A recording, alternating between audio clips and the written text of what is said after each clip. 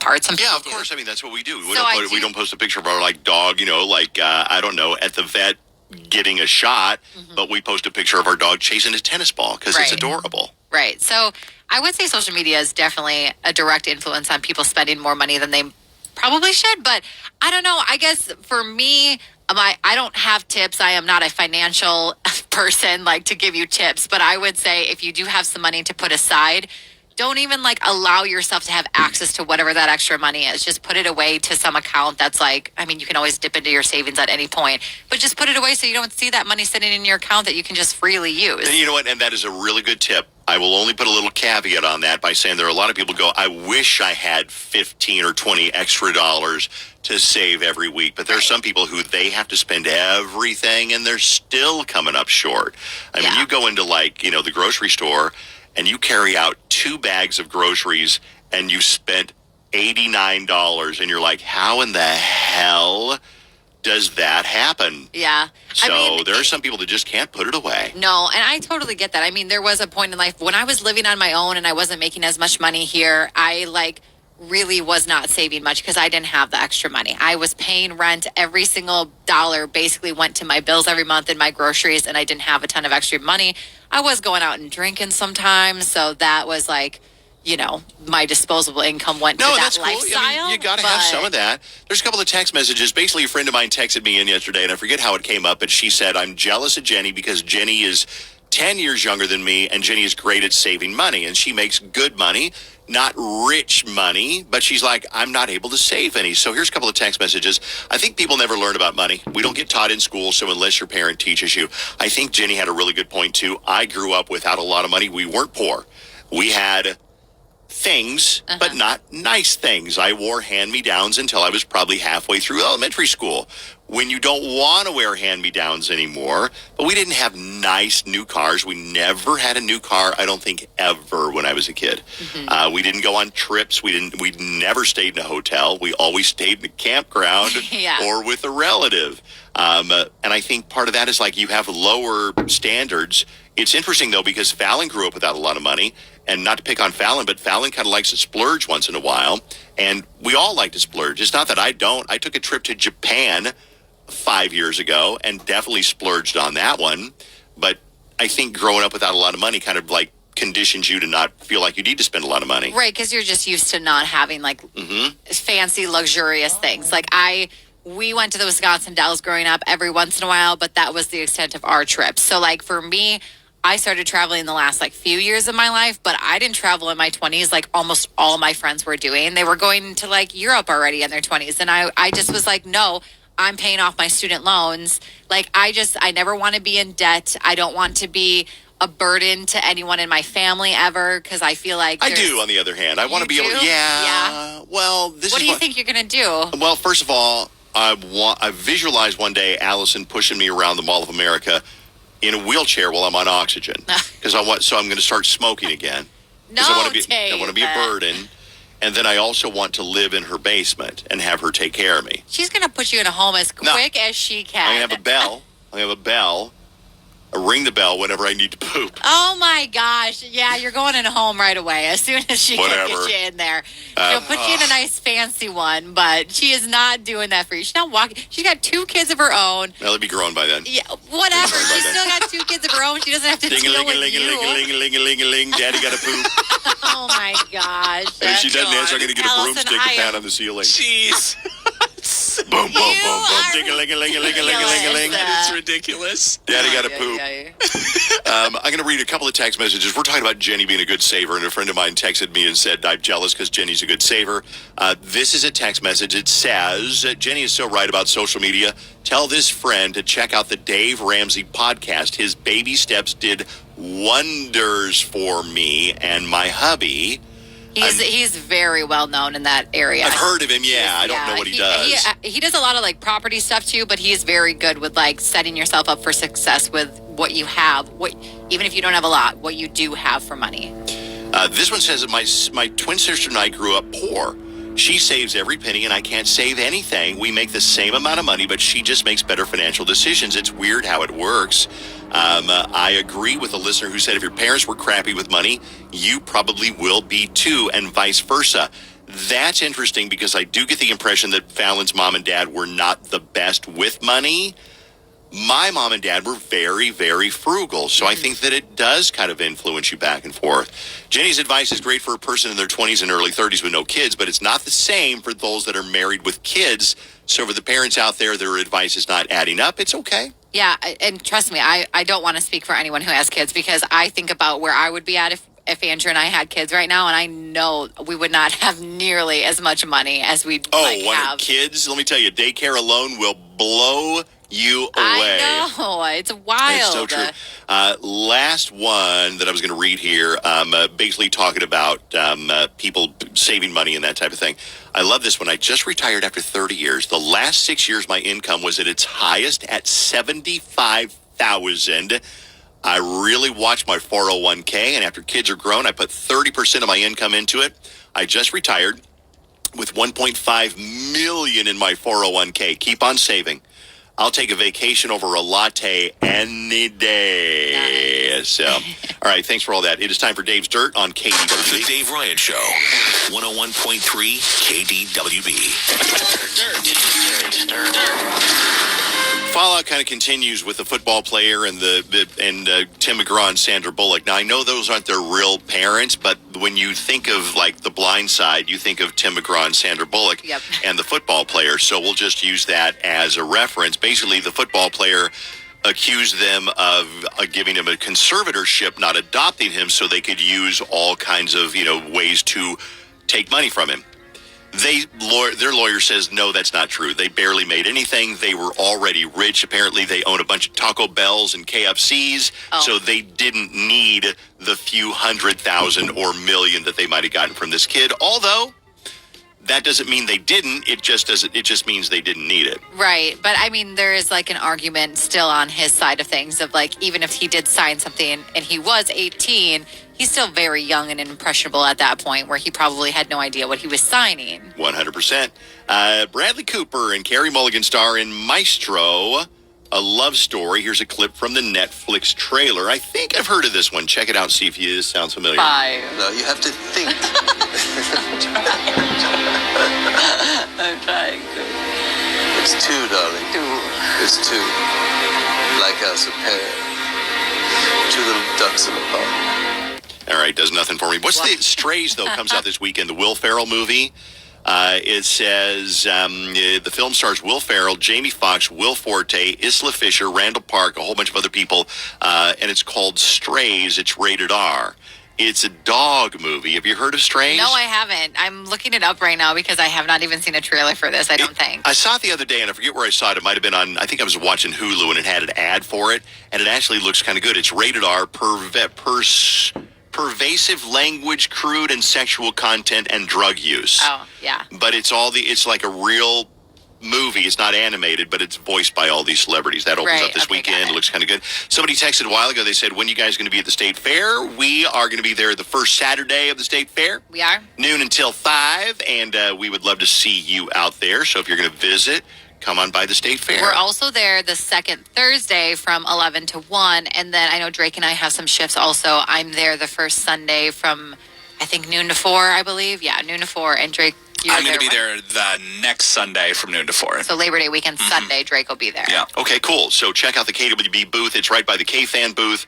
If you stand behind the grandstand, it's near there. Yeah. I mean, it's near Carousel Park. So if you find the carousel, you're probably going to find us. Yes. So not hard to find us. Decently close to the Giant Slide. Decently close to the Giant Slide, yeah. And we're also going to have I'm Taking Your Kids to School shirts and Dart Lick shirts, a very limited number. So come by and pick those up. We're going to get Wendy, my friend, on the phone right now because Wendy is going to answer some embarrassing medical questions. So if you got an embarrassing medical question about an itch or pustules or anything embarrassing or gross, I'm not trying to be gross here, but if there's any kind of like you got goop coming out of your eye or you got, I don't know. That's probably pink eye. Well, maybe so. And then Nurse Wendy, the reason I ask about this is because Nurse Wendy is my go-to. She was in my band, and she was my go-to whenever there's like a problem. It's like, oh man, I haven't pooped in 3 weeks. What should I do? or the other day. Wendy. She I know. just comes to Love like it. hang out and have a good time, and then you got to come in talking about your bowels. Well, that's an example, but yeah. And then I called Wendy last week because we were in Texas. It was 105 degrees, and Susan got, I thought, heat exhaustion. Her skin was hot to the touch. She felt nauseous, and she never complains about being hot. And she was on the back of the motorcycle. She's like, I got to get out of the sun. I am going crazy. She was nauseous and dizzy, and Wendy said, okay, get her some Gatorade, get her somewhere cool. I took her in the Circle K. I got some ice out of the ice machine. I put it in a napkin, held it up to her neck to cool her bloodstream off. And so, Wendy, thank you for saving my wife's life. I appreciate that. You're welcome. I'm sure she appreciates it too. I hope so. Hey, so I got a slight problem. I got a shampoo bottle stuck in my keister. Oh my Now, God. what happened was I slipped in the shower this morning. I swear to God, I slipped in the shower, and I got a shampoo bottle stuck in my keister. Do I need to come in? Because I've been trying to get up there with salad tongs. Oh. Well, I would. Do I need to come in, or am I good without coming in? You know, this is like the third time this has happened, so I'm beginning to think you aren't falling in the shower. We had a conversation about having something attached to the end so you can pull it back out. So, Like a rope or something like that? If I get a rope and have Drake reach up there and tie a rope around the neck of the bottle, that'll pull it out? Find something, yes. Okay. Drake, I need you to come over here with a rope. No, I'm okay with that, actually. Hold on, let me get on Instagram Live quick. So Nurse Wendy is, thanks for doing this, by the way. Nurse Wendy this is basically free medical advice. You know that Mayo Clinic is now charging for stuff like this? What This do is a you true mean? story. Mayo Clinic, they said, okay, you can now text your doctor to find out what this rash is and what this discharge is and what this whatever it is. And they got their volume of text messages to doctors went up 150%. So Mayo said, And I hope I have the facts right. They're now charging, and I don't want to we love Mayo, so I don't want to get it wrong, but I think they're charging now, so when you text your doctor, you got to pay for it. Nurse Wendy is free. Do you get a lot of people like me, Wendy, that call you and say, hey, I ripped my toenail off in a boating accident. What do I do? Do a lot of people do that to you? They do, and they send me pictures too, like, hey, can you look at this? What do you think this is? And yeah, that happens a lot. Most nurses get that either from friends and family, so it's typical. Okay, speaking of toenails, can I ask you something quick, Wendy? Because you know I've always got something wrong. I know, I love it. Go for it. Okay, so I started getting, one of my toenails started getting real thick when I was training for a triathlon. It got even worse when I ran a half marathon. The toenail legitimately turned black after that. And then I went and did go into the doctor. I saw a podiatrist, and he just said, that's just what you're going to deal with as a runner. There's no solution to it.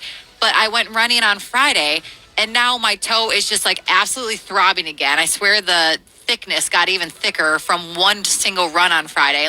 What am I doing? Is it my shoes? Is there any way to prevent this toenail from being such a jerk to me every time I go for a run?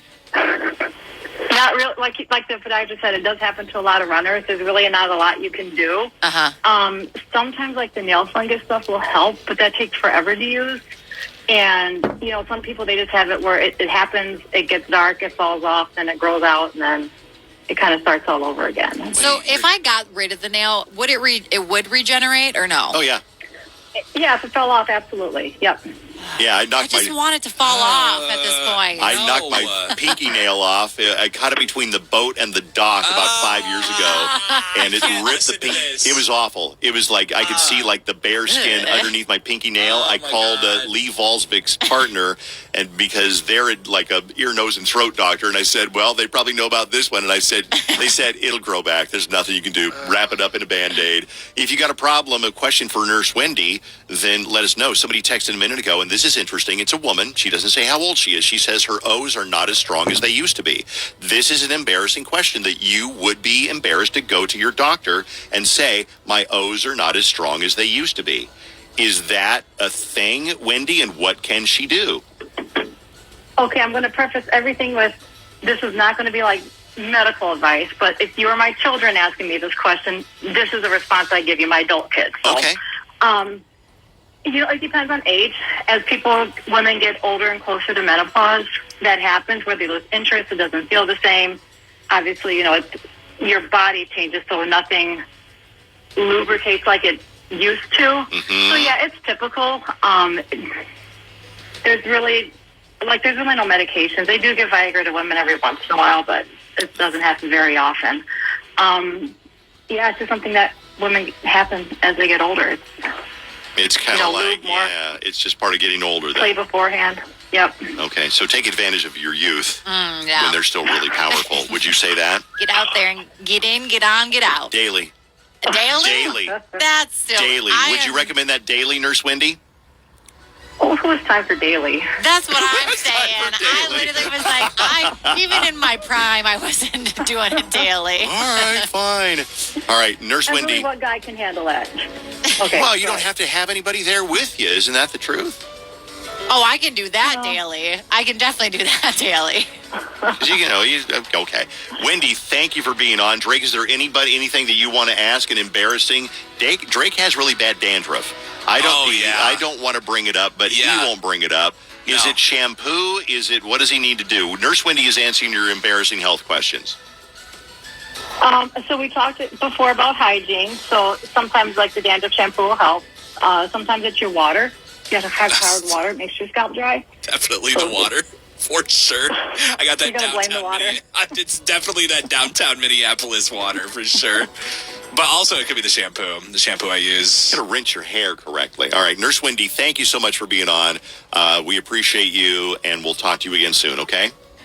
Okay, not a problem. Bye, guys. Okay, bye. Thanks, Wendy. All right, it is, somebody did text in, they had a question for Wendy. They said, I'm extremely nauseous from hearing about Jenny's black toenail and Dave's ripped pinky nail. What can I do to solve my upset stomach? That's like one of the cringy things about just like people's bodies that I can't listen to when you like break your toenails. Like fingernails and toenails are just not it for me. Like I just cringe so much when people talk about it. You'd be grossed out by my dad's story of what he did to his hands. I don't want to hear it. What? I don't know if I've ever told you guys the story. He's missing part of his fingers. So we had a saw growing up that it was where you put a bunch of sticks. You cut down a tree and it just like turns it into wood chips. And so it's one of those big ones that you put all the sticks in. Like a chipper, yeah. Yeah. And so luckily I was at a friend's house when this happened, but my older sister was home with her friend in the pool, and he was outside, and they hear him scream. His hand got pulled into the saw because he had a glove on. It caught the glove, and it cut off 3 of his fingers up to the first knuckle. Yeah, really? His pinky, ring, and middle finger on his right hand up to the first knuckle, and then he lost the nail on his pointer finger on that hand. And like, it was terrifying because my aunt was picking me up from my friends, and I thought my parents had died. I had no idea what was going on, and then we went to the hospital, and he had to be in therapy for a while, but he's missing parts of his fingers from a very strange, tragic accident. He's fine, obviously. But I never knew that about your dad. I'm not going to. I don't even want to tell my story now about how my dad, he hit himself in the thumb with a hammer, and it's swelled up and it's purple and it's got a bunch of like buildup behind the nail. Yeah. Because that had nowhere to escape, so all this pressure was on his thumb, and his thumb was huge and swollen up. Look at Drake cringing in the other room. Oh my God, I can't handle it. My dad took, I don't know what it was, a drill or a nail or something, and drilled and dug a hole through his thumbnail so everything in there would burst and ooze out. I didn't watch it. I wasn't there. I was like, Dad, what'd you do? He's like, well, I took a nail and I dug it through there until everything drained out. I'm like, God, Dad, get out of my life. Get out of my life right now. So anyways, to answer Benjamin's text about us talking about toenails and missing fingers and all that, go take a shot. That's what you're curious for this. All right. It is KDWB on the Ryan Show. Hey, I want to mention this. We're doing Stuff a Bus. This is really important to us and a lot of teachers and students. On Saturday, we're going to be down at Mall of America. If somebody from KDWB is going to be there from 10 a.m. until 6 a.m., I think Jenny is there 10 to 6 noon. p.m., 10 a.m. to 6 p.m. Fallon and Drake will be there from noon until 2. Zach Dillon will be there from 2 until 4. And I'm going to be there from 4 until 6. Come by any of that time. There's a school bus parked in North Garden at Mall of America. And we're looking for school supplies to donate, whether it's going to be Kleenex box or Kleenexes, paper towels, Sharpies, highlighter pens, pencils is a big one, especially younger kids. A teacher texted and said, I don't know what happened to my kids' pencils. I don't know if they eat them or what, but they disappear. Pencils is a big one. I would say binders, notebooks, spiral, whatever. So bring those down. And if you're a teacher, come down. You can get 30, they call them mystery park passes. When you give these out to your students or whatever, each teacher will do 150 teachers. Just tell us you're a teacher. We'll give you 30 mystery park passes. What does that mean? That means you go to a ride, and it's either good for one ride or like an all-day pass. Yeah. You at least get one ride, though, for sure. It is super cool. We'll be there collecting stuff. And that's the thing. Basically, we need school supplies. That's from the Kids in Need Foundation this Saturday, and we'll be there to stuff of us. You can also do a monetary donation if you're unable to make it to the Mall of America in the next, few days. So if you go to KINF, so Kids in Need Foundation, just an acronym, KINF.org/stuffthebus, you can also donate online. Okay, very good. We'll see you down there this Saturday. Oh, guess what? What? It's time to play Think Fast on KDWB. Let's go.